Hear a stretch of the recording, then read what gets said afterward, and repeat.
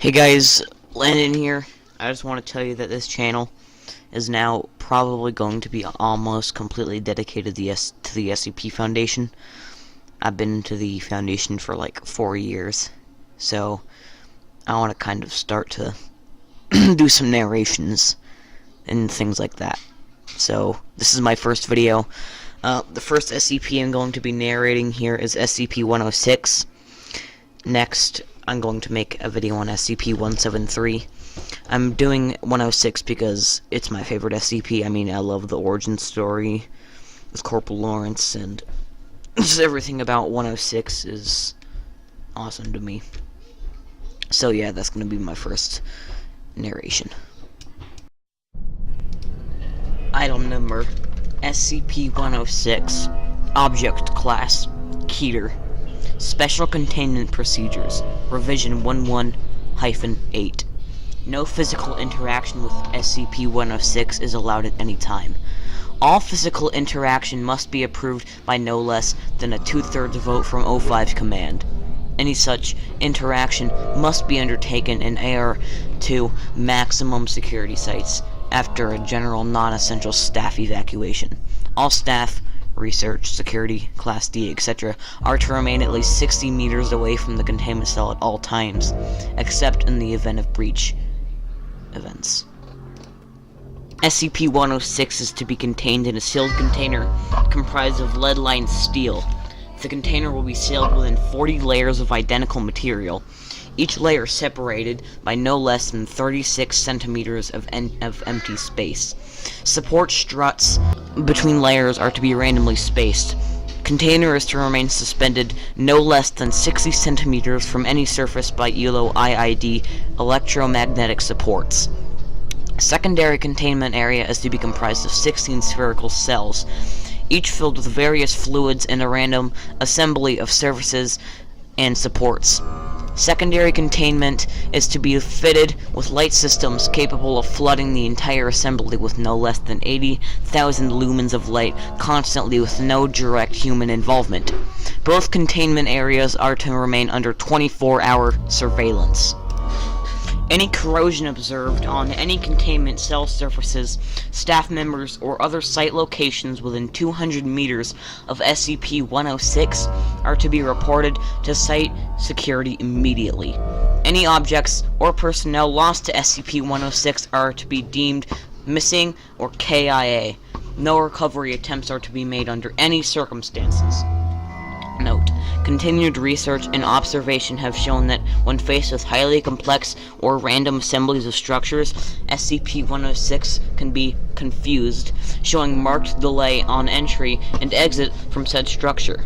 SCP-106 has also shown an aversion to direct sudden light. This is not manifested in any form of physical damage, but a rapid exit into the pocket dimension generated on solid surfaces. These observations, along with those of lead aversion and liquid confusion, have reduced the general escape incidence by 43%. The primary cells have also been effective in recovery incidents requiring recall protocol. Observation is ongoing. SCP-106 appears to be an elderly humanoid with a general appearance of advanced decomposition. This appearance may vary, but the rotting quality is observed in all forms. SCP-106 is not exceptionally agile and will remain motionless for days at a time, waiting for prey. SCP-106 is also capable of scaling any vertical surface and can remain suspended upside down indefinitely. When attacking, SCP-106 will attempt to incapacitate its prey by damaging major organs, muscle groups, or tendons, then pull the disabled prey into its pocket dimension. SCP-106 appears to prefer human prey items in the 10 to 25 years of age bracket.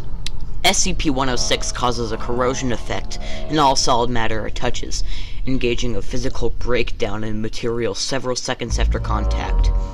This is observed as rusting, rotting, and cracking of materials and the creation of a black mucus-like substance similar to the material coating SCP-106. This effect is particularly detrimental to living tissues and is assumed to be a predigestion action. Corrosion continues for 6 hours after contact, after which the effect appears to burn out. SCP-106 is capable of passing through solid matter, leaving behind a large patch of its corrosive mucus. SCP-106 is able to vanish inside solid matter, entering what is assumed to be a form of pocket dimension. SCP-106 is then able to exit this dimension from any point connected to the initial entry point. Examples: entering the inner wall of a room and exiting the outer wall, entering a wall and exiting from the ceiling. It is unknown if this is the point of origin for SCP-106 or a simple layer created by SCP-106. Limited observation of this pocket dimension has shown it to be comprised of mostly halls and rooms with entry. This can continue for days, with some subjected individuals being released for the express purpose of hunting, recapture, and... Addendum: SCP Review Notes. Due to the exceedingly difficult to contain nature of SCP-106, SCP is to be reviewed every 3 months or during a post-breach incident. Physical restraints are impossible, and direct physical damage appears to have no effect on SCP-106. Current SCP, as a revolves around basic observation and immediate response. Previous, more proactive special containment procedures have been recalled due to the events of breaches and... Notes on behavior. SCP-106 appears to go through long periods of dormancy, in which it will remain completely motionless for up to 3 months. The cause for this is unknown. However, it has been shown that this appears to be used as a lulling tactic. SCP-106 will emerge from this state in a very agitated state and will attack and abduct staff and cause gross damage to its containment cell and the site at large. Recall Protocol.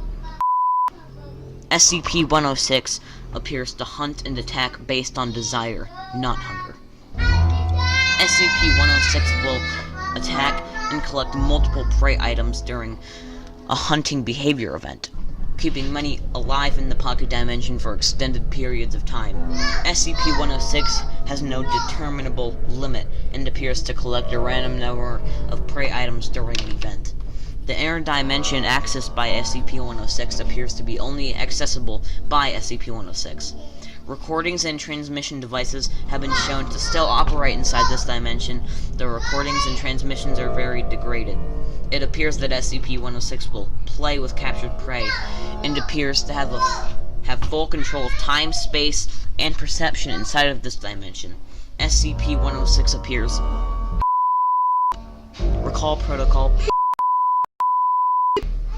In the event of a breach event by SCP-106, a human within the 10 to 25 years of age bracket will be prepped for recall, with the compromised containment cell being replaced and restored for use.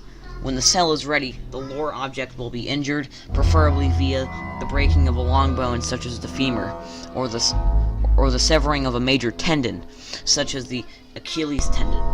Lore subject will then be placed into the prepped cell, and the sound emitted by this said object will be transmitted over the site public address system. SCP-106 will typically begin to gravitate toward the lore subject within 10 to 15 minutes after hearing the subject. Should SCP-106 not respond to the initial broadcast, additional physical trauma is to be administered to the lore subject at 20-minute intervals until SCP-106 responds. Multiple lore subjects may be used in the case of major breach events. SCP-106 will typically enter a dormant state after finishing with a lore subject. In addition, subjects may agent after release by SCP-106. Subject had been missing for 2 hours. Subject remained to be alive after 1 hour after release.